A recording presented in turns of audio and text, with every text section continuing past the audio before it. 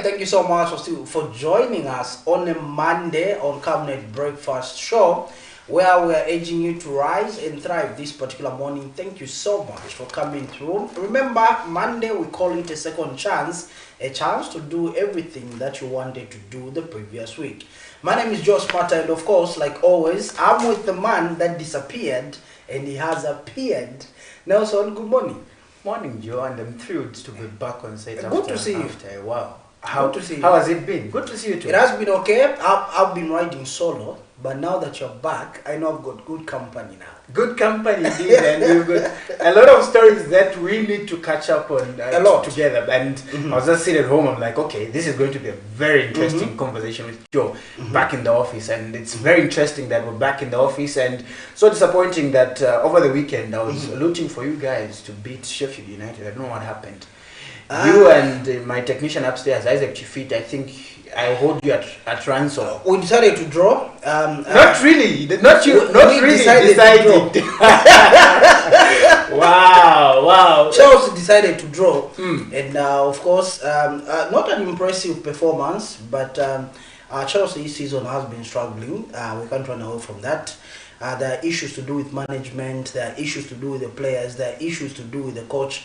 Even after assembling an expensive team, a team comprising of expensive players, we're still struggling. So we hope for the best next season, but so far so good, though things are not looking good for us, but we are managing in tough times. That's a Chelsea fan for you who's got no hope in terms of them maybe reaching the top four sports. But Liverpool disappointed yesterday.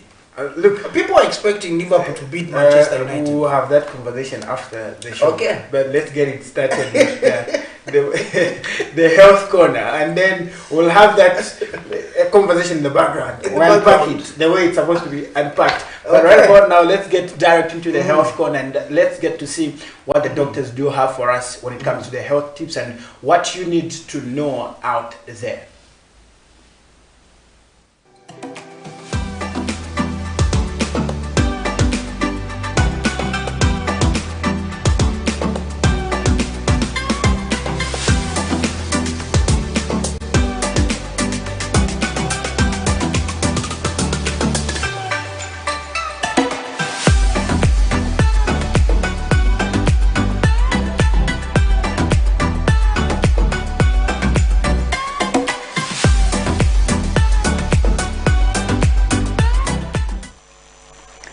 Hi, good morning and welcome to the Health Corner here on the Breakfast Show. I am Dr. Nakuyana Mfaya. So this week we are talking about a very interesting topic, and that is cervical cancer. Yesterday we talked about what is cervical cancer, and we say that cervical cancer is the cancer that occurs or affects the cervix in females. Now today we'll talk about what causes cervical cancer. Cervical cancer is caused by a virus called human papilloma virus.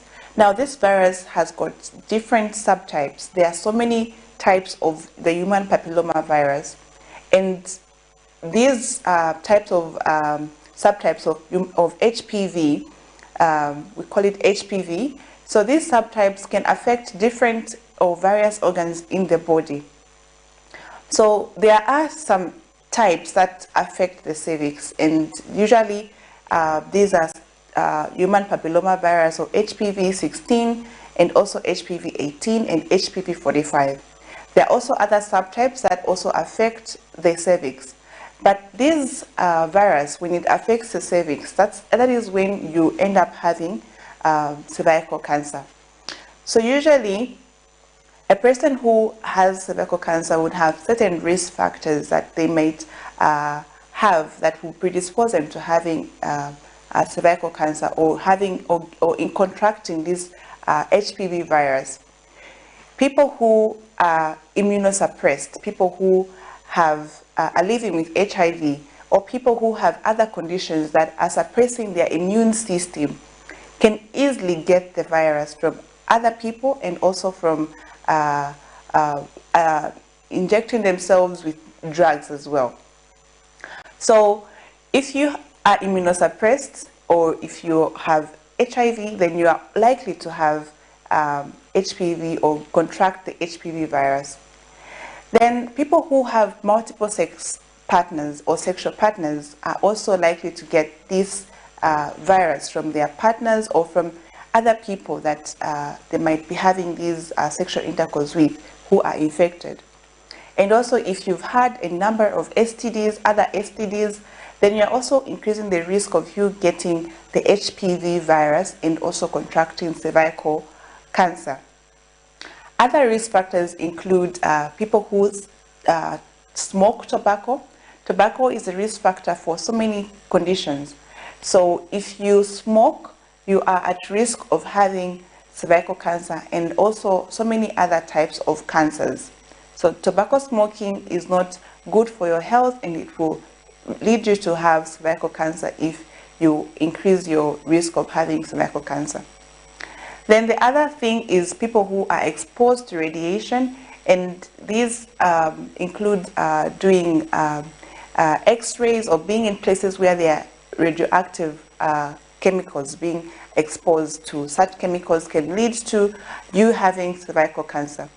So these are some of the ways that one can have or contract cervical cancer or end up having cervical cancer by contracting the HPV virus. So the HPV virus is the one that is mostly responsible for people who end up having cervical cancer.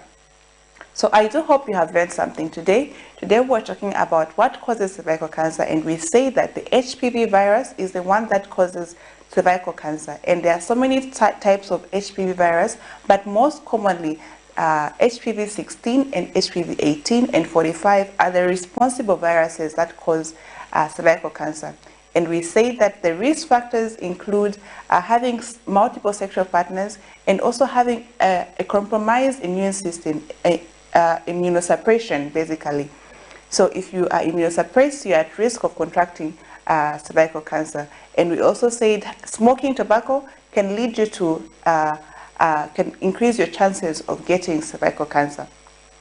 So these are some of the things that we have discussed today, and I do hope you have learned something today. Make sure you watch tomorrow again to learn more about what are the signs and symptoms. How can you know that you have cervical cancer? And if you missed yesterday's topic or even other episodes, make sure you also watch my YouTube channel, Dr. Nakuyana Siameka, on YouTube, and you'll be able to learn more about all these conditions that we talk about here on The Breakfast Show. Thank you for watching, and I'll see you again next time.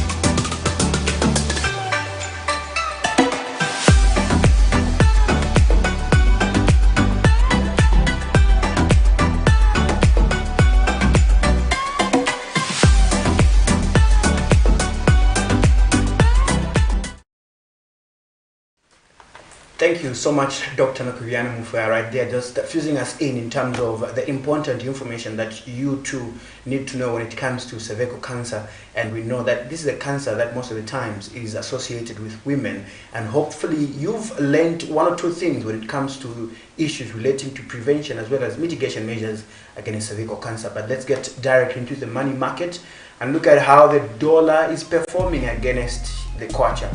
Really, there you have it on the screen. The United States dollar is buying at 24 kwacha 0.46 ngwe and selling at 24 kwacha 0.94 ngwe. The euro is buying at 26 kwacha 0.42 ngwe, selling at 26 kwacha 0.94 ngwe. The South African rand is buying at 1 kwacha 0.31 ngwe and selling at 1 kwacha 0.34 ngwe.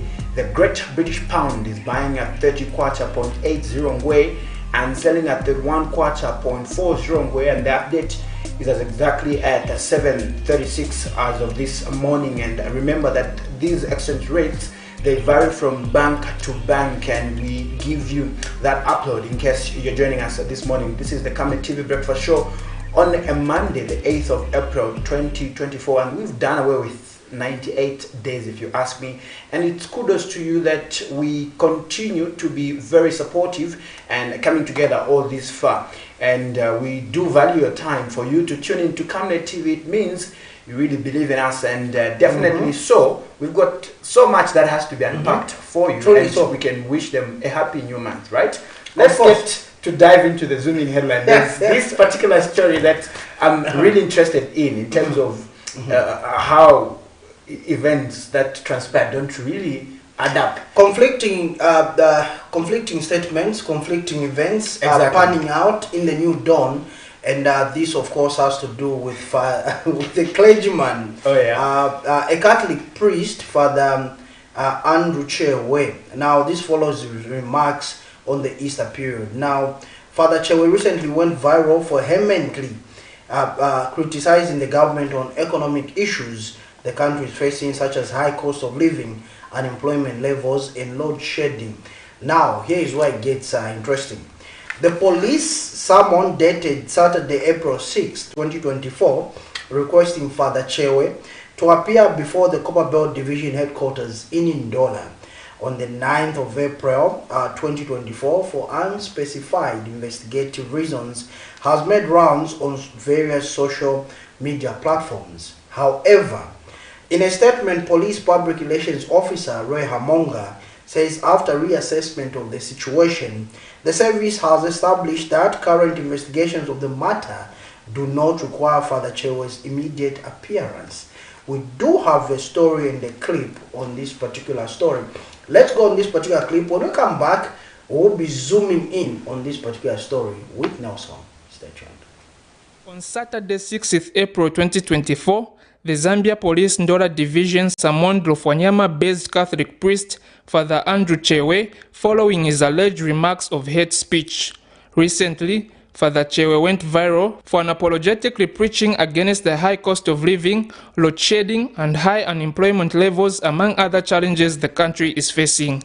In the sermon, Father Chewe was being asked to appear before the Ndola Division headquarters for unclassified investigative reasons. This development attracted a lot of attention from various stakeholders who expressed various concerns on the matter. Movement for Promoting National Values and Principles has cautioned the Church against being involved in politics, as that has detrimental effects to its primary role of preaching salvation to congregants. And governance expert and human rights advocate Wesley Mianda has bemoaned the act by police, stating that Father Chewe, just like any other citizen of Zambia, holds constitutional rights to express his views without being curtailed by anyone. The summoning of Lufwanyama-based Catholic priest Father Andrew Chewe Mukosa by Copperbelt Police for preaching against high levels or high cost of living, high levels of unemployment, and load shedding in the country is unacceptable.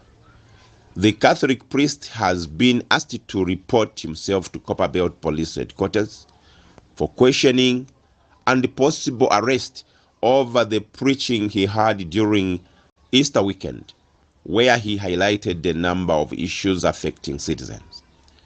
We see totally nothing wrong with the priest's preaching because it is a true reflection of what is obtaining on the ground. The prices of essential commodities, such as fuel, meal, and many others, are ever going high, and load shedding due to low water levels in Kariba Dam has also become the order of the day. In fact, load shedding, though not necessarily blamed on the government, has really affected most businesses. Meanwhile, Citizens First spokesperson Frank Sichone has described the sermon as an act of dictatorship perpetrated by the UPND administration. We are not surprised as Citizens First because we told the people of Zambia that we are going into a dictatorship, and this is how a dictatorship operates. They don't respect the citizens, they don't respect the rights of the citizens to speak the truth. Since when did you see the police summoning the priests or pastors and so forth for simply speaking the truth? This government does not respect the human rights, doesn't respect our rights as citizens, and what they should have done if they were troubled, they should have gone through the right channel, and the right channel was to speak through the mother bodies of these churches if they have an issue with an individual, or should it be a priest speaking the truth. So we are asking the government to actually even build more courts if this is the case, because most of us will have to go to these courts to go and justify and to make sure that we remind them that we are acting within the Constitution. Following the uproar received from the public, police in the afternoon withdrew their call out against Father Chiwe, stating that the investigations did not call for the immediate appearance of the Catholic priest. The Zambia Police Service issues this message to Father Chiwe Mkosa in response to the recent call-out issued to him by the Copperbelt Division. We urge him not to report to the Copperbelt Division as per the call-out issued to him. After reassessment of the situation, it has been determined that there is no need for his immediate appearance or involvement in any ongoing investigations or inquiries. Father Mkosa was summoned by the police to provide a statement regarding remarks made during a religious gathering which were deemed to potentially constitute hate speech. The Zambia Police Service wishes to remind the public that we have a legal mandate to investigate all forms of criminal activity regardless of where they occur. It is imperative for all individuals to cooperate with law enforcement agencies in such matters. We urge the public to uphold the principles of lawfulness and respect for one another as they go about their daily activities. Hate speech and any form of incitement to violence have no place in our society, and those found culpable. Chanda Mwango for Camnet News in Lusaka.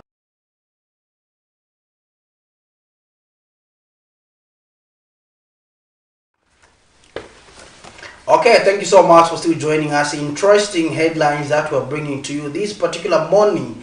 It is a Monday, and of course, you're starting it on a high note with the latest in current affairs. And talking about current affairs, a lot happened over this particular weekend. And one of them is that a clergyman was called by the police to appear tomorrow on a Tuesday. However, police have withdrawn the call out. Now, on the other hand, government says, according to this statement that was issued from government, it reads, government reaffirms commitment to dialogue with church, dismisses false clergy summons reports. Now it reads in part, let me read the first paragraph. Government wishes to state that no clergy has been or will be summoned by the police unless such a clergy commits an offense in his or her individual capacity. In such cases, the law will be applied accordingly. Now here is why it becomes interesting, Nelson. First of all, the police spokesperson in that particular clip, Mr. Ray Hamonga, has said that after reassessment, the police command collectively have decided that there is no need to have the clergyman appear before the Ndola division headquarters, right? Then on the other hand, you do have government through their PS, Mr. Tabukawana, saying government has not summoned and will not summon. These are the words that were in this particular statement. So now, here in itself, I always say this, Nelson, that we need to be very careful. These are national matters, and we need to be very careful how we communicate to the general public. And you can see that there is conflict already. Yeah, because I think one issue now that will be of a bone of contention for somebody out there is that, look, there was prior communication that was made. Exactly. So one is now left to ask or wonder, was this communication or this summoning of this father made in a haste? Or was it a decision that was just made immediately? Who made the call? Without analyzing, and who made the call? Who made the call? Because if, for instance, we are saying, we have to be very critical now. If, for instance, we are saying that the police are not any under instructions, okay? There was a call out issued. So who made that instruction to have that call out issued to the clergyman? One. Two, there was a call out, there was a call to have that call out withdrawn. Who made that instruction? And again, on the other hand, government, through their permanent secretary, is saying that there was no such call out. These are false allegations. Yeah, Is there a communication crisis in the UPND? False allegations, indeed, and that was through the Permanent Secretary, Ministry of Information and Media, Mr. Tabokawan, and also a proud statement from the police was, in as much as the PS is saying that was fake, but the police spokesman did admit that there was a call out that was made. Issued. Yes, but they've decided to withdraw after reassessment. So really, there's that communication disparity. What is really happening here? Because look, towards the end of the year, Nelson, the President of the Republic of Zambia, Mr. Hakainde Hichilema, did make mention that indeed there have been lapses in communication from this government, right? We are 4 months into this year, and these communication lapses have continued. Have people heeded to the president's advice, or they are still playing to the gallery? And this in itself demonstrates, Nelson, that indeed people are still playing to the gallery, because there's no way you can come out, refute a call out that was issued, and the police command itself issues a statement saying that yes, indeed, there was a call out issued, and we have, after reassessment, we have decided that no, the father, the clergyman, shouldn't go or appear to police division headquarters in Ndola, because we have reassessed this particular matter and let the clergyman be. I'll tell you, towards the 2021 election, a prominent bishop came out and talked about the cost of living, the price of meal, the kwacha against the dollar not performing well, right? He wasn't called to the police. He wasn't arrested. Another father on the Copper Belt, a clergyman from a named church, talked about supporting or throwing his weight to the then UPND when they were in opposition. Gave them support, talked about the cost of living, talked about the atrocities that were being committed by the previous regime. He wasn't called to appear before any police station. Look, the clergy live amongst the people. The clergy interact with the people on a daily basis, not only on Sunday or on Wednesday or on Saturday, but on a daily basis. They interact with these people. They are just echoing what the majority Zambians are talking about, Nelson. If your congregants, they do understand that these congregants come from different political parties. But they belong to these particular churches. And when a clergyman voices out, it's not that maybe politicians shouldn't see whoever is being critical or applying critical thinking that they are criticizing them because they hate them. No, these are national matters. We should look at them devoid of political lenses and using critical thinking as citizens of this country, Nelson. Yeah, and just to definitely hold it there, I know you're very analytical and very audible in terms of how you are looking at this issue. And I'm glad that our guest will be joining us very soon. Very shortly. And these are some of the issues that he's going to get to comment on. And you too, our viewers, wherever you're watching us from, this is also an opportunity for you to fuse in terms of your contribution via text on our social media platform, that is Camnet TV on Facebook as well as YouTube. Now, not forgetting also that you can get interactive with us by simply calling in on the numbers on your screens, and we'll be glad to hear from you in terms of what is your perspective on this particular story, even as we get to move forward, as we get to play you back-to-back stories from one, a security-based guard is calling on government to carry out improved checkups on security companies in the country to end what is termed as continued exploitation in the sector. The officer, who opted to remain anonymous, said security guards are suffering, claiming some employers do not pay workers on time and disregarded the new minimum wages. Again, another story that we get to look at this morning is water blues in Lusaka's Mutendere A compound around Church Road have persisted going into a month now. About 2 weeks ago, Camnet News reported on the water blues in the area, which the Lusaka Water Supply and Sanitation Company attributed to a fault on one of its pumps along Kamloops Road.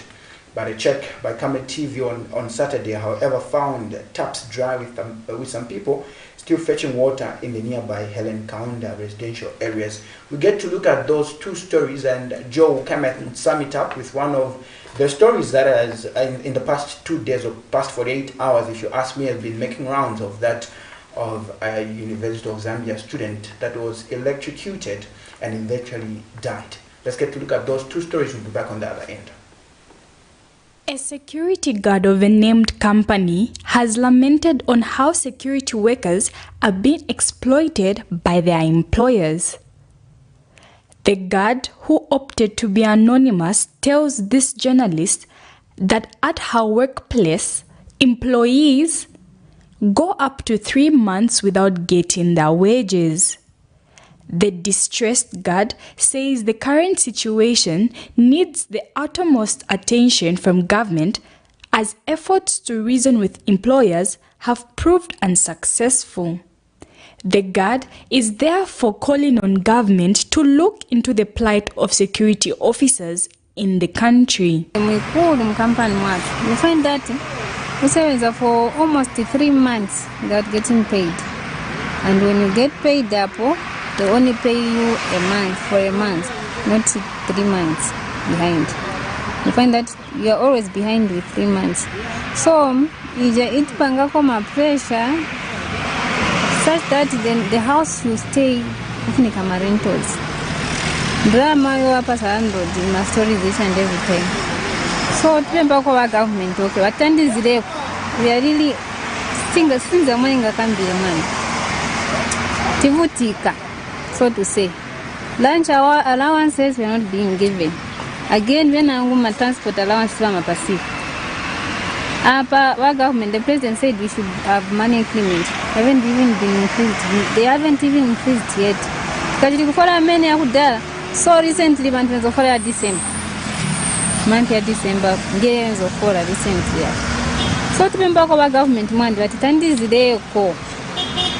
Like security companies, man, people are suffering, and it's not just G3. I'm safety, because I worked in I'm safety. And commenting on the issue, Ministry of Labour and Social Security Permanent Secretary says it is saddening that workers are still not being treated fairly in various workplaces, and that the ministry will put up stringent measures for workers in the country to be treated fairly. Of a lady did well at grade 12, she wants a springboard as a security guard, but just there, decent work is not being respected. And when you see us through Labour Commissioner's office, they go in these companies, slap administrative penalties. In West Nile, close companies, people start calling us names. We don't want to do that, because we all know the cow, for you to get milk from the cow, you should feed it. If this cow is not properly fed, it will not give you milk. So why should we be closing companies ourselves? Where will these employees get the salaries? So I want to put it on record. We are not happy when companies are closed. Cherish Sibote for Camnet News, Lusaka. Water blues in Lusaka's Mtendere around Church Road area have continued, entering into a month now. The situation has left residents depending on this private borehole, which is however not reliable due to power outages. The solution is to trek long distances into nearby Helen Kaunda to access the much-needed commodity, which is however not ideal for the elderly. Chikulu ni manzi number 1. Je chikulu maningi. Sunga gwile nchito ili yonsi kupambana manzi. Tu manzi siyabwela. Lomba tukatape mieleni ulienda lama uzaicho sakututu tapile manzi. Je chati vuta manzi number 1, number 2 ni malaiti. The aggrieved residents are appealing to area member of parliament, Mike Imposha, to move in and help resolve the challenge. But chatizeko manzi kuno kusaiti kumtendere. Tikumva tikula Mike Imposha. Awela azoneko manzi kuno ene kulili. Kanafuna apitireko azone waiti futikira manzi kuno. Titapa kwele nuko ona ni mapombe oso onongeka. Wera tuthandizeko please sampa vatani werani muthandizeko manzi. But kuno kumtendere ba member of parliament ebalolekesha pamenshi. But tabatara problem yonse ngatwapera problem takube filifyonse fo bachitako awe. Aba nabo nangunga kwabe finga na chuma meshinga takuli balereta kwa mamoto kama vile water bows vileleta kwa matanki babi kama tanki. But bene problem nangu mulande shani takuli wa minister tabomfwa. Recently, when questioned about the water challenges in this area, the Lusaka Water Supply and Sanitation Company attributed the fault to the power failure at one of its booster power station, which is along Kamloops Road. With Sustainable Development Goal number 6 emphasizing universal access to clean water and sanitation, the absence of the vital commodity in this area for about a month should therefore attract the much needed attention. For Camnet TV News, Afias Kaptula, Lusaka. Okay, thank you so much. Now, those are concerns coming all the way from Lusaka, the capital city of Zambia. Now, there is a sad story that is coming from the highest learning institution of Zambia, and we are talking about the University of Zambia, UNZA or UNZA, if you like. And they call it the only university in Zambia. Don't let students from CBU hear you say that. Don't allow students from CBU hear you say that. But before we can even introduce our guest, let's go on this sad story where a third-year student from the University of Zambia was electrocuted upon her charging her phone when she was trying to connect her phone to the charger, and she was electrocuted and subsequently died. We got this particular clip. When we come back, we'll be joined by our guest, Honorable Sensio Banda, who is going to help us understand one or two issues that are making headlines this morning. Please do stay tuned and don't go away. In an unfortunate turn of events, on Saturday, 6th April 2024, a 22-year-old University of Zambia student of public administration, Margaret Chivesakunda, unfortunately lost her life after being electrocuted upon attempting to charge her phone. The incident is said to have happened around 21 hours, after which a report was launched at Charleston Police by registered UNZA nurse Mwanjadaka, 29 of Chumulambe Street, Ngombe. Police Public Relations Officer Ray Hamonga has confirmed the development, stating that investigations have since been launched to establish the clear cause of the unfortunate incident. The victim, Mr. Chivesakunda, who kept up in October Block 2 hostel, sustained severe burns on her neck, right elbow and leg owing to the fatal electrocution, an incident which caused fellow students to obstruct the Great East Road with stones and drums. Police in response took to the scene to restore public order by urging students to mourn within campus as opposed to disrupting public order. Of 6th April 2024 at approximately 23:40 hours, Charleston Police Station received a distressing report of electrocution from Ms. Mwanjadaka, 829, residing at house number 86/24 Ngombe, Chumulambe Street. Ms. Daka, a registered nurse at the University of Zambia Clinic, reported a tragic incident involving Ms. Margaret Chivesakunda, age 22, a third-year student studying public administration at the University of Zambia. According to the report, Ms. Chivesakunda was fatally electrocuted while attempting to plug her phone for charging. The incident occurred around 21:30 hours at October Block 2, Room 23 of the University of Zambia Great East Road campus. Ms. Chivesakunda sustained severe burns on her neck, right elbow and leg. Despite efforts to save her life, she succumbed to her injuries. Following the unfortunate event, there was a spontaneous demonstration by University of Zambia students obstructing the Great East Road with stones and drums. In response, police officers swiftly intervened to restore public order. The students were urged to mourn within the campus premises rather than disrupting public order. Fortunately, the students complied with advice and returned to the university grounds. The deceased body was transferred to the University of Zambia Clinic and subsequently deposited at the University Teaching Hospital mortuary awaiting postmortem. Meanwhile, a student at the University of Zambia has since appealed to management to address their concerns of properly ensuring that electricity cables are installed. Sanitation should be improved, and even the connection where power is concerned.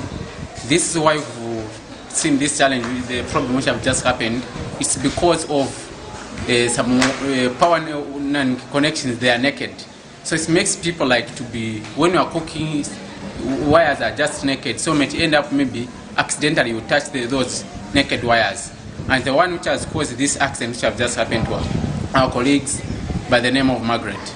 And it's very sad because some leaders, the senior leader, they took that information to the management that they work on that one, so they delayed because it's a process. So the best way what students do, they just start working on their own, which is very dangerous, because some they are not professional in that. Some they are from school of humanities, school of education, but how can they start now working on that one? It's very difficult. This is why most of the time we take all those concepts to the management, and the management, in terms of responding, they delay and they take time.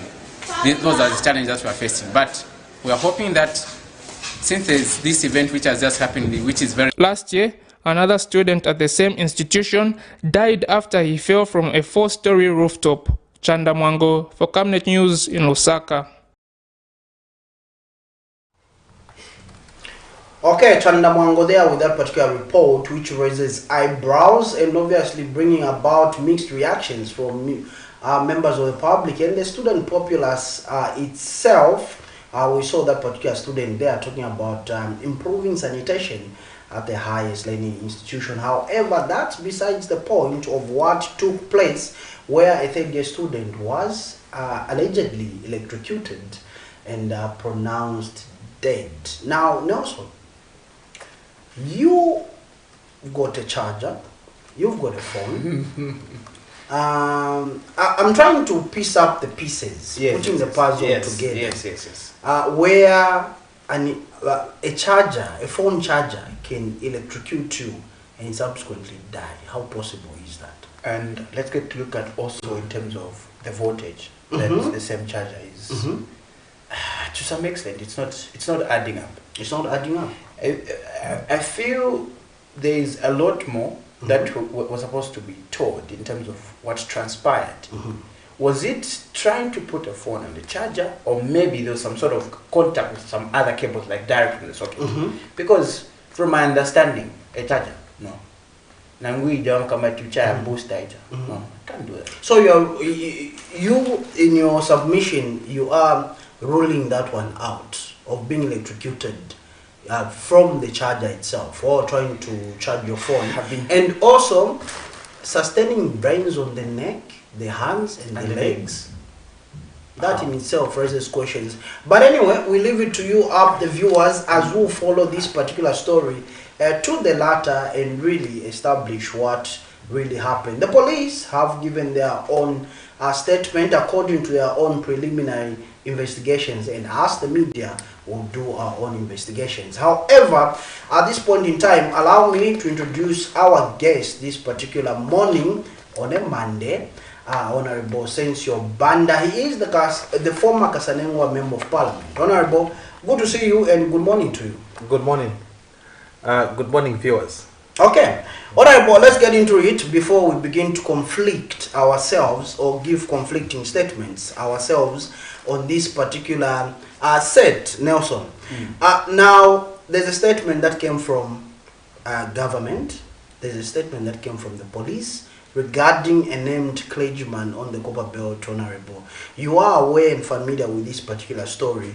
What is really happening in this country? Are we becoming a country of conflicting statements, Honorable?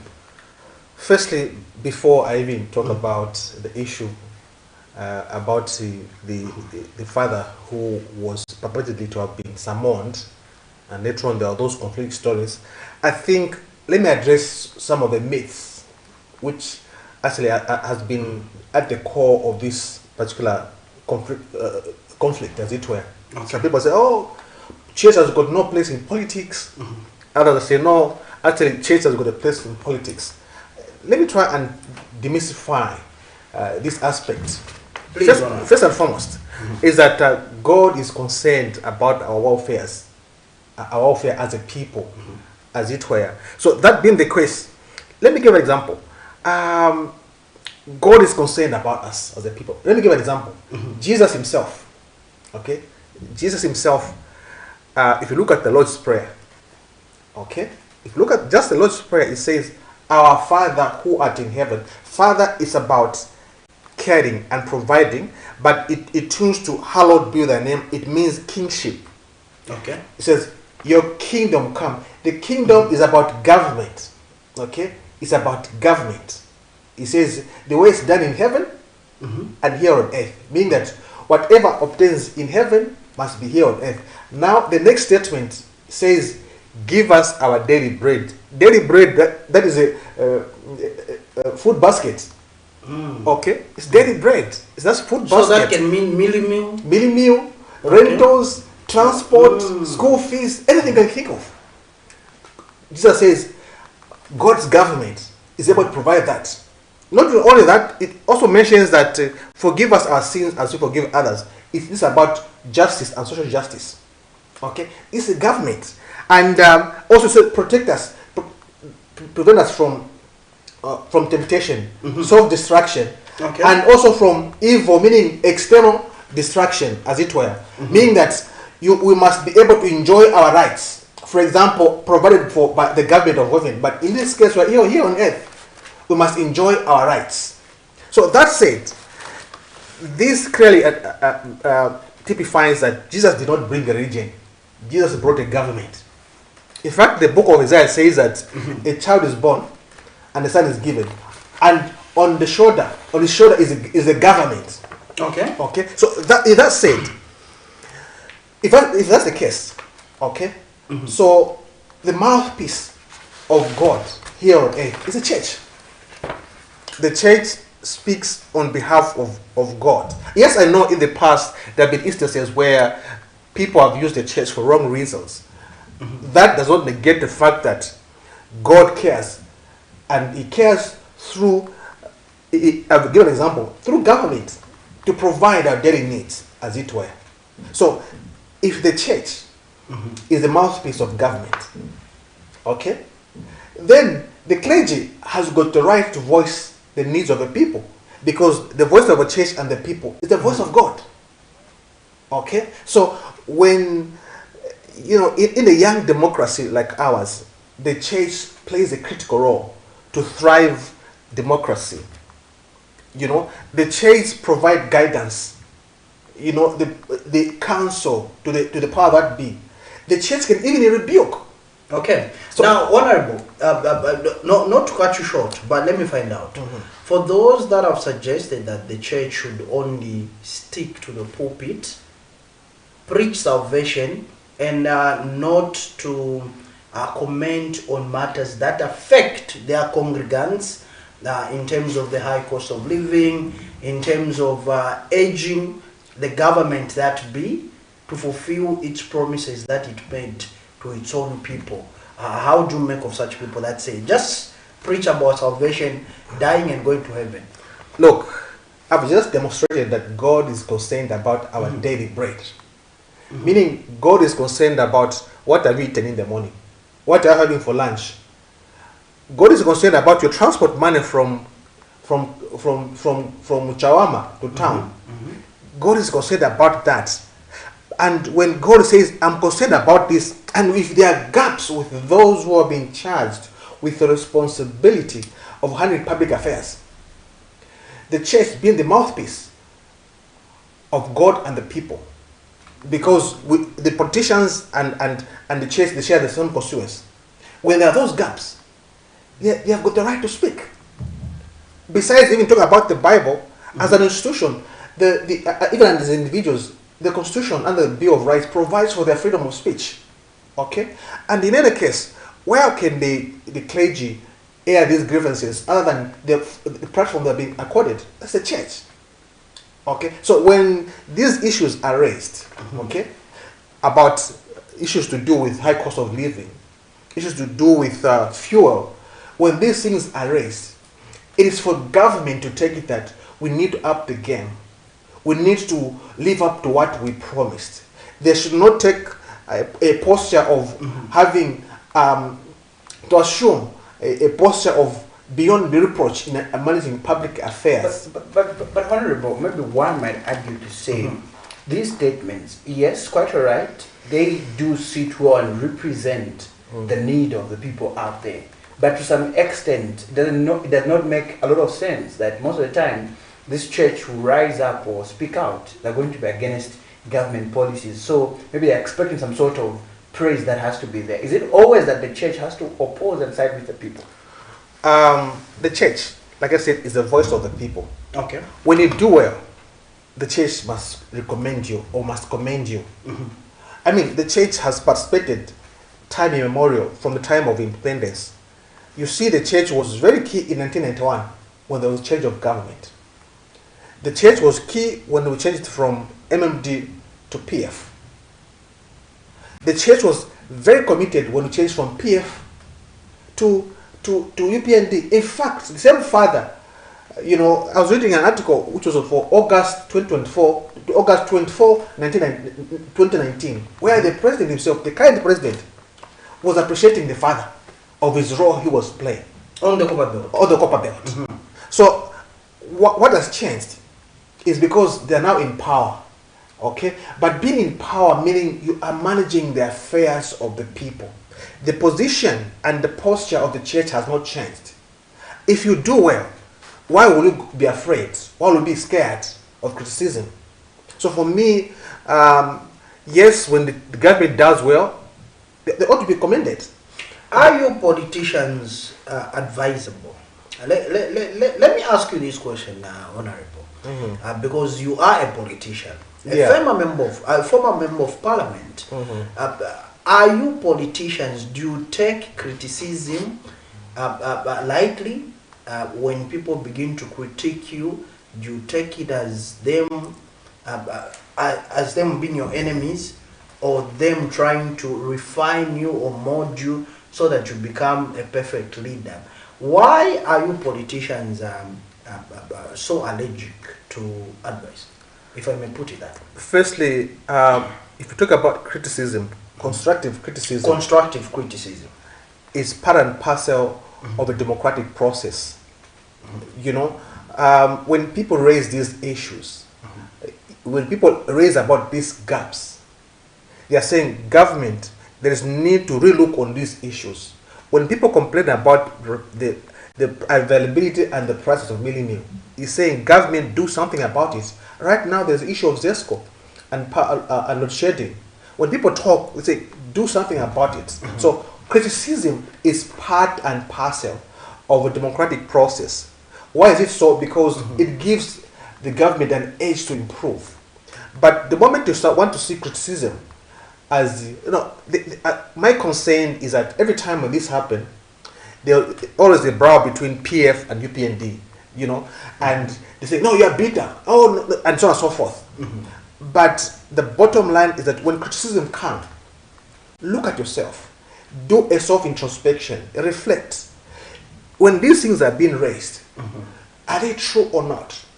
Regardless of the approach which they have been transmitted, okay? Are they true or not? If true, what are you going to do about it? Because as a government, you've been entrusted to manage the lives of the people, the public affairs, and you have the duty and the responsibility to be accountable and transparent to the stockholders. And one of the stockholders is the church. Secondly, the issue, why are leaders allergic to criticism? Firstly, as a leader, also it depends on the personal temperament of a person. Is it a person who is easily listens? Okay, is it a person who easily forgives?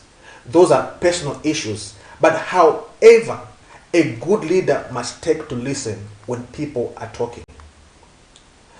Even when people are praising you, don't be quick to jump. Okay? And also, when people are criticizing you, don't be quick to repel those sentiments. So, good leader must do a lot of listening. So, even as a politician, even as we vie for these offices, because as a politician, you must have a big heart. Because you deal with all kinds of people, the good and the bad. So, for me, as a leader, you must do a lot of listening. A lot of it. More so as a Republican president.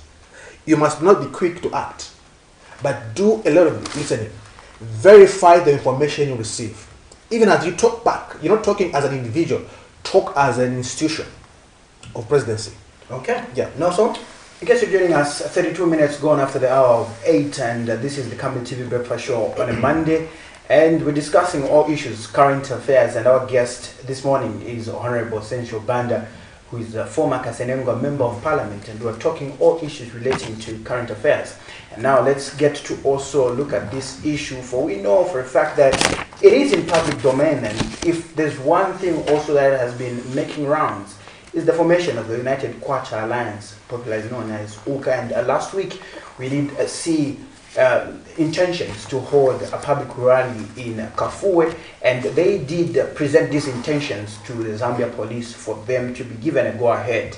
And from the look of things, the police have responded that they cannot go ahead with holding that rally in Kafue, simply because reasons have been also laid on the table from the side of the police. Let's also get to have your general overview from that aspect coming in, and also more so is interesting is that we've seen the 34th annual report from the Human Rights Watch that has been issued for all the countries worldwide, and Zambia has been placed in an awkward corner where indications do point that human rights are being inflicted, or actually cases are not in the positive at all. Firstly, you know very well that UPND came on the platform of governing ourselves through the rule of law. Okay? So, that being the case, in fact, on the fourth pillar of National Development Plan, it talks about rule of law and governance. They placed that they will thrive that. Okay? And one wing which participates in terms of bringing order and sanity, and also to allow the enjoyment of rights, is the police. Okay? So when such actions happen, and the police, mind you, one of its IG is domiciled at State House. When this thing starts to manifest, not as an incident, but there's a pattern, there's a trend, then it's worrisome. And in any case, the law provides, according to the Public Orders Act, which is now Public Gathering Bill now, provides that as any organization, entity, individuals, you want to have a gathering of that nature, you need to notify the police. Not that the police must give you permission. You need to notify. Why? Because they must provide security and so on and so forth. But the trend has been, time and again, when such occurrences come through, the police always give an excuse, there's no security. Why is this the case, Honorable? We saw, for instance, Nelson, during the former regime, or the former administration, let me put it that way, where some opposition political parties, particularly the UPND, cried that the Public Order Act was being abused. And they said, when we come, we're going to do away with this law. It's a cake, we need to repeal it. Fast forward to the UPND being in government, it has gone quiet. The issue that has to do with the Public Order Act. But I'm trying to find out, Honorable, what's the big issue with you, the politicians? Like, for instance, Nelson was talking about this particular rally in Kafue. What's the big issue around it? Why shouldn't people allowed to assemble? They meet. If they've got supporters, we see it on the ground that they do have supporters. If they don't have support, we see it on the ground that they don't have support. Because you're saying the UPND came on the premise of upholding the rule of law, one, and two, being transparent. Why are we not seeing this being exhibited, for instance, by the police, who just denied the United Kwacha Alliance to hold the rally? Honorable. Well, it's very unfortunate because, firstly, one man who is accelerating the departure of President HH is the IG. He is doing a great disservice to him because the enjoyment of rights is not guaranteed by the police. It's guaranteed by the Constitution. As such, when these things do happen and there's a trend, we know that it's coming from the president. And he cannot shy away from it. Okay, so for me is that why should they stop this rally? It's because there is inertia for non-fulfillment of the promises. There is hunger in the compounds. Okay, the fuel is high. You know, things are in a mess. And some filling stations don't even have fuel. Exactly. This morning, we're trying to refuel along Ali Kinkata Road. Some filling stations don't have fuel. Yeah. So now when you see these things, the government is afraid. Say the communities are already agitated because when the moment people go there, things will go up in flare. You know, and then you are holding on to say they shouldn't. The beauty should have been they allow people to vent, and you understand what are the issues we're grappling with. Once they vent. But the challenge they are postponing this problem to 2026. And 2026 they will not manage. Is it a ticking time bomb? Of course it is. But also those like from the UPND camp might argue to say, look, why should the opposition be holding any rallies when we ourselves have not held any? Look, right to assemble is not guaranteed by UPND. It's guaranteed by the Constitution of Zambia. No single man can guarantee you to say, we'll give you the right to assemble. Not even the president. That right is guaranteed by the Constitution of Zambia. Okay, so just because you're Secretary General of the party, you don't have any activities, does not guarantee you to stop others from doing so. That right, that enjoyment of right, is provided for by the Constitution. So for me, is UPND should do themselves a favor. Let them test the waters. And because when you test the waters, you should be able to have solutions on how you deal, even the policing itself, how you deal with the matter. But isn't that feedback necessary, Honorable? No, look. Like, for instance, if an opposition political party holds a rally, they address some issues there, then you look at the response from that crowd which joins that particular party, then you begin to address those issues. Precisely. Is it necessary in a democracy? It is. Because one thing is that a ruling government, they are doing so at the behest of the people. It's the people who gave them that mandate to rule on behalf of the people. UPND today is a government at the behest of Zambians. And Zambia in itself is like a company, conglomerate, which dividends accrue in terms of access to good health, health delivery system, access to affordable food, and so on and so forth. But when they say these dividends are not coming, the owners of the company will start raising their voices. They cannot do it individually, but they do it in an organized manner through a political party, or through the church itself, through other civil society organizations. When that starts coming up, as a reasonable government should take time to listen. Listen. Because what's happening, they are postponing the inevitable.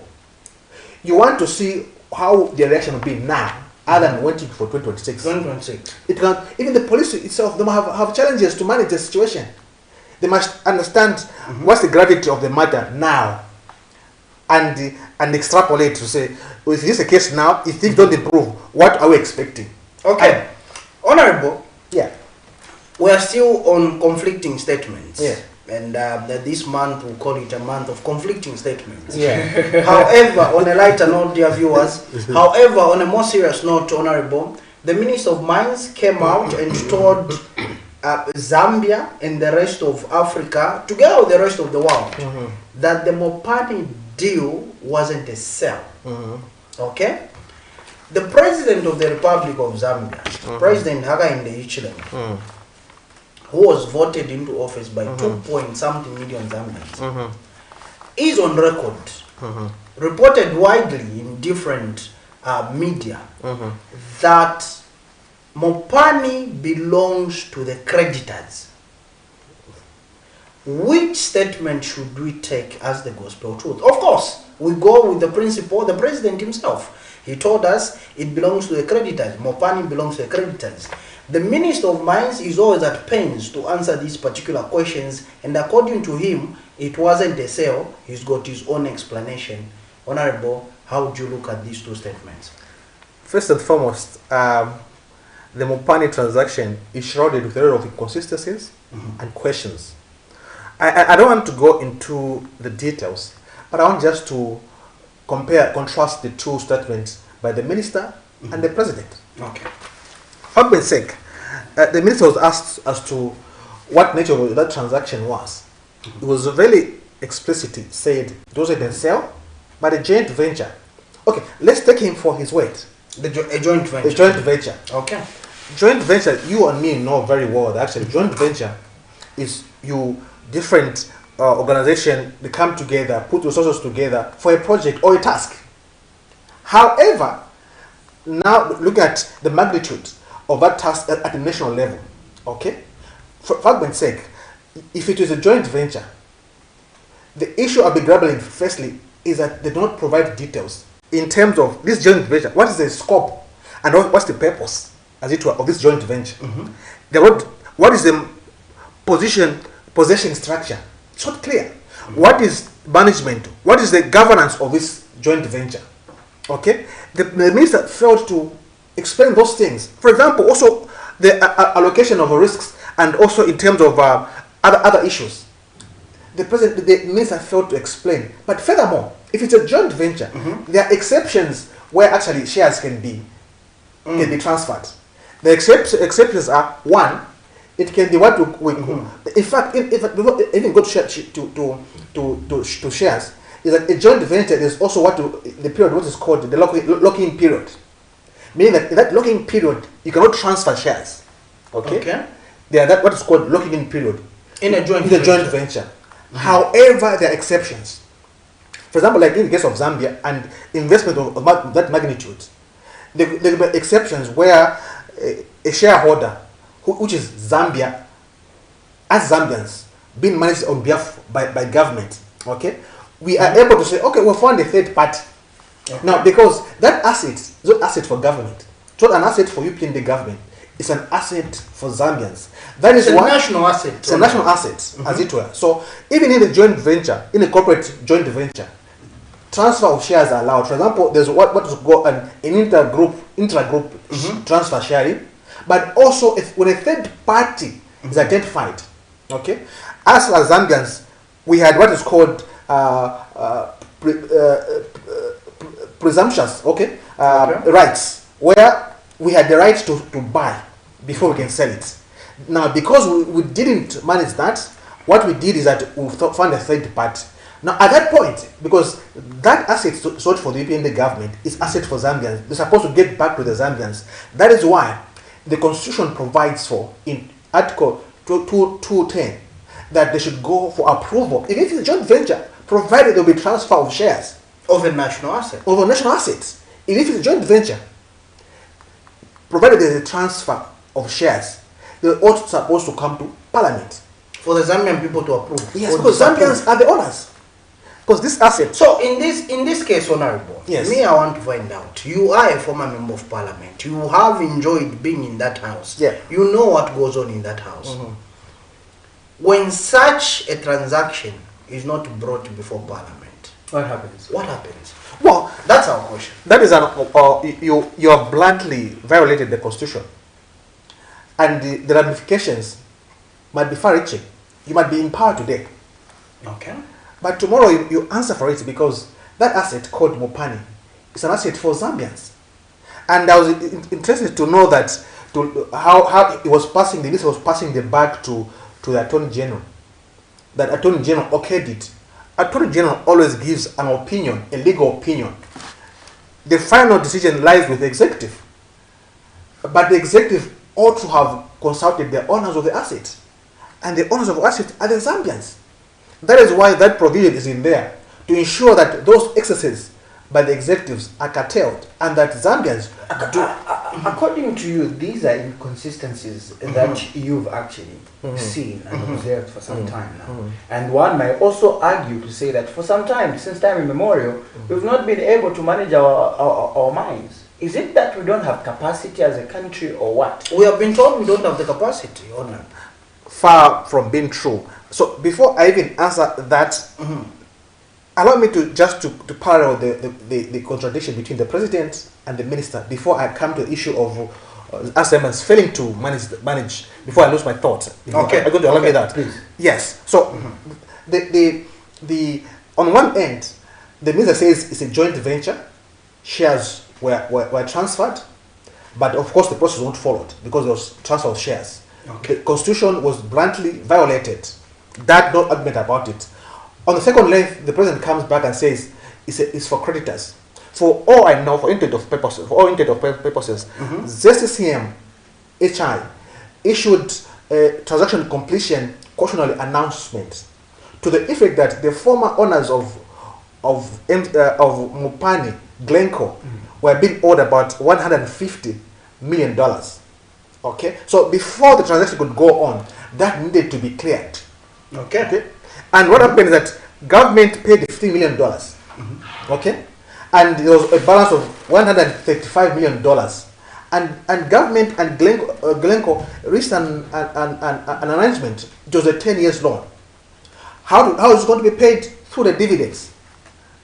Okay, and wait, Honorable, wait, still on that one. Yeah, I know we're winding up, but wait. So it was a 10 years loan, meaning that now that there's this transaction that has taken place, Glencore will still be paid for a period of 10 years. Yeah, it's a loan. Dividends. Yes. I mean, these are documents which are out there. Okay, so now you ask yourself, on one breath, the president, he says it's actually for creditors. Creditors are Glencore. There's a loan. So it belongs to Glencore? No, it doesn't belong to Glencore. No, because they said we are paying it off.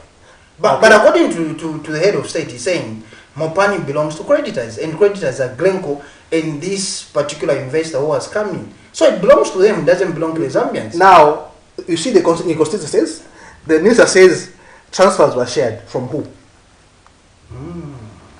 Transfers were shared from who? If the creditors are the owners, is it the creditors who transfer the shares? It was government. On behalf of the people of Zambia. And the people of Zambia were not consulted? They were not consulted. Through parliament? Through parliament.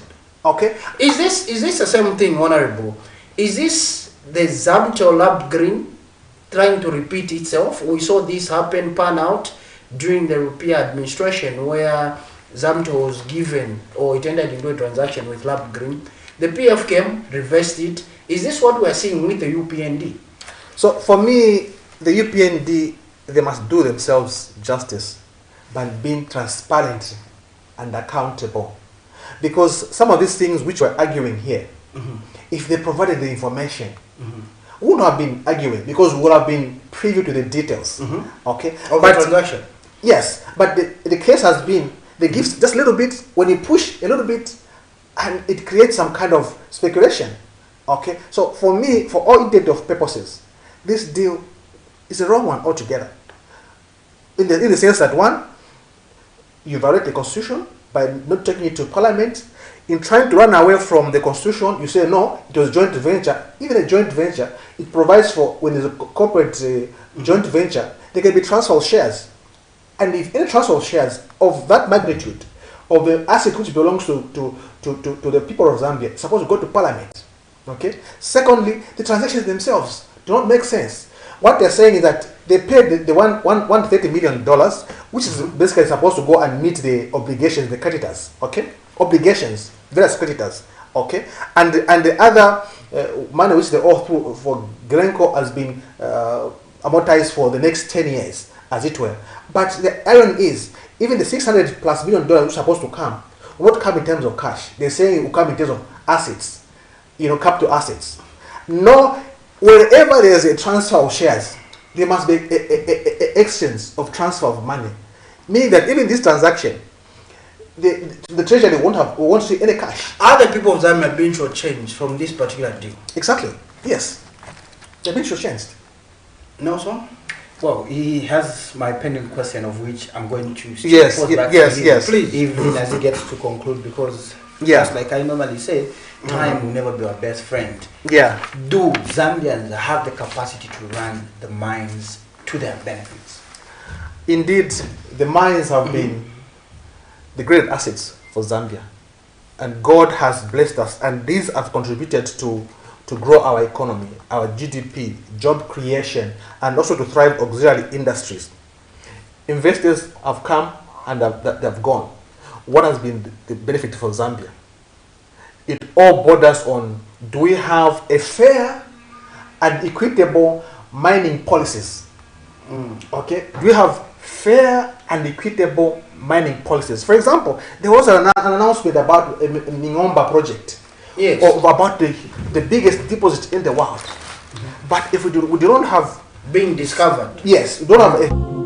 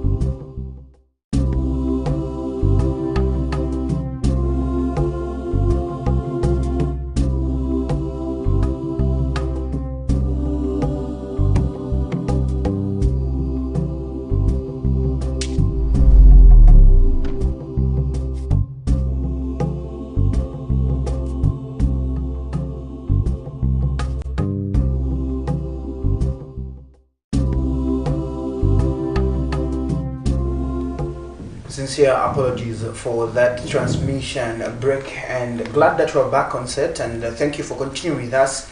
And Honorable, before we had that breakaway in terms of transmission, we asked a question in terms of you concluding for this broadcast this morning on if Zambians do have the capacity to run the mines, because we've seen this debate continue over time, even on the floor of National Assembly. Yes. You see, like I earlier said, Zambia has the resources, both human and otherwise. Okay. Zambia has what it takes. Okay. But what I raised was, do we have a fair and equitable mining policies? Because we cannot apply ourselves in abstract. We apply ourselves within an environment. Does this environment provide for Zambians to participate? For example, in terms of ownership and participation, there are two things there. Ownership by participation by government itself to participate on behalf of Zambians, but also Zambians themselves directly getting participation in the sector. For example, Zambians to participate through the government. Does government strike a balance when attracting investors with the interests of Zambians? Okay.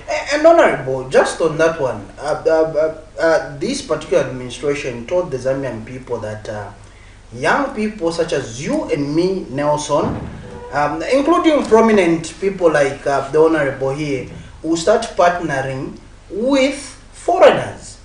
They give a Zambian a mining license, then I partner with a foreigner. Alas, we haven't seen that happen. So the challenge is that there's need to walk the talk. Okay. Okay. When PF lost, there are a lot of assets lying around in terms of mines. You know, Northwestern gold and all that.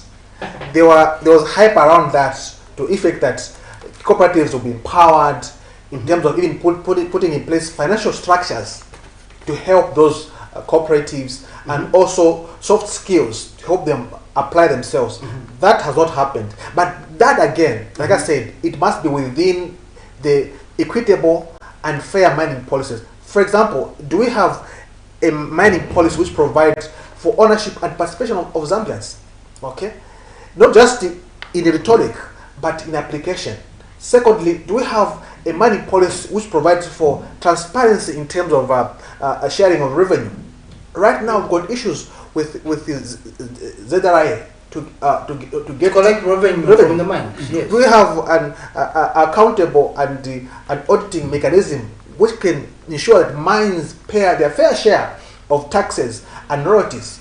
No, as it were. there are a lot of illegal mining going on right now. There's a lot of corruption in this sector.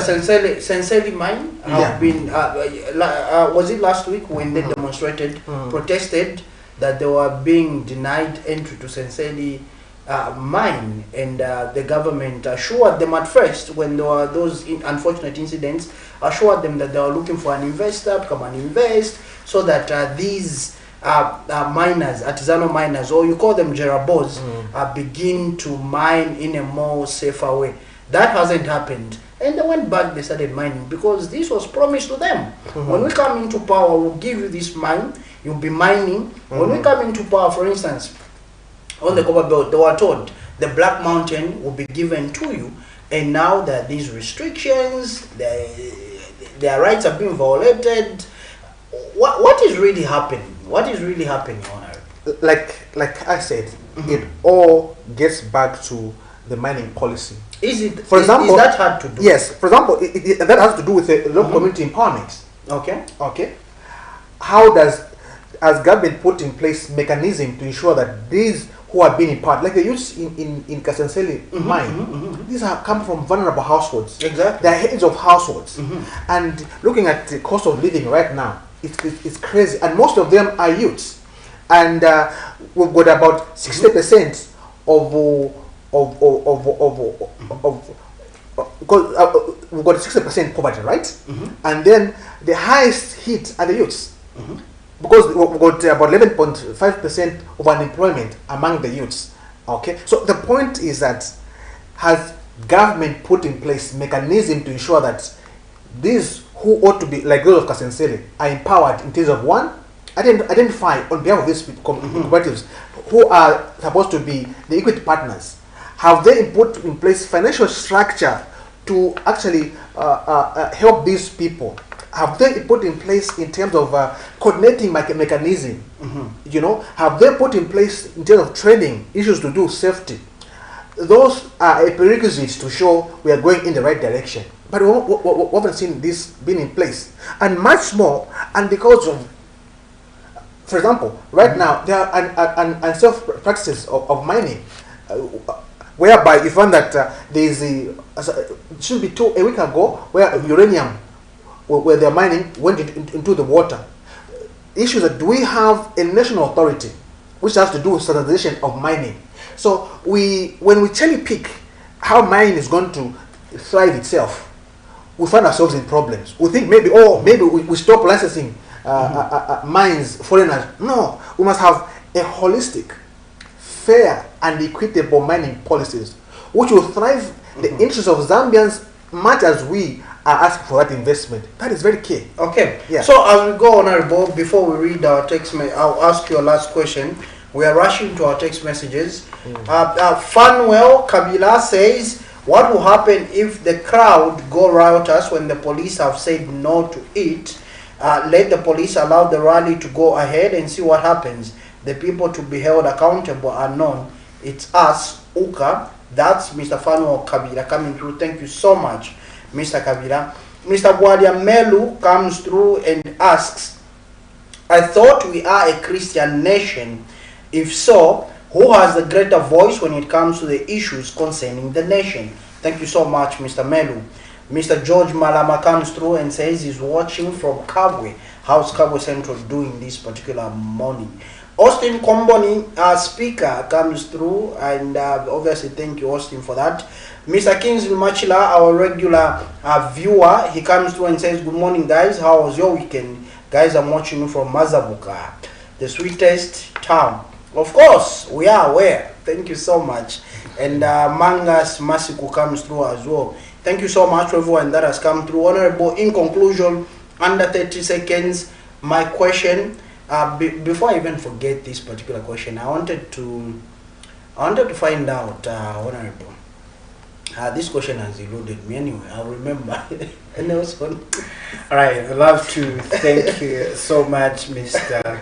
Sencho Banda, for making time with us. He's a former Kasenenga Member of Parliament, and he did come to feature on the Camnet TV Breakfast Show on a Monday, the 8th of April, where we set the tone in terms of what we need to look ahead when it comes to the new week, and I'm sure that you've picked one or two issues, and we look forward to an exciting week altogether as we tend to unpack all these issues surrounding the country's politics, as well as ensuring that things get better. But anyway, let's get your final remarks, I think in 30 seconds. Okay, thank you very much. My appeal is to my brother, President HH. You have the mandate, you have the responsibility to do the right thing right now. You have the power. And yours is to do the very basic. People are not asking for too much. People are asking for issues of bread and butter, our daily bread, like the Lord's Prayer, our daily bread. Just deal with the issue of the daily bread. Then you'll be home and dry. But if you don't do with that issue of daily bread, there are hard times ahead, as it were. So for me, expend your strength, whatever you can, to ensure the lives of people improve, other than curtailing the rights of people to assemble, the rights of people to express themselves, the right of people to speech, as it were. Expend your strength and your team to ensure that actually you deliver what people promise, because you'll be judged based on your deliverables. Thank you. Thank you so much for that conclusion, as well as our viewers out there that did make time for us. Indeed, we do value your time, because that time also would have been channeled to other needy areas for you to ensure that you push files, commonly known as pushing our files. Yes, but let's get to push files even as we get to start a new week, harder and harder. It will make sense at one particular day. And our guest this morning was Honorable Sensio Banda, former Kasenenga Member of Parliament, and I've been your host, Nelson Zula, as well as Chabelo Joe Simata. We're discussing all issues, current affairs, and we're back tomorrow. Thank you so much.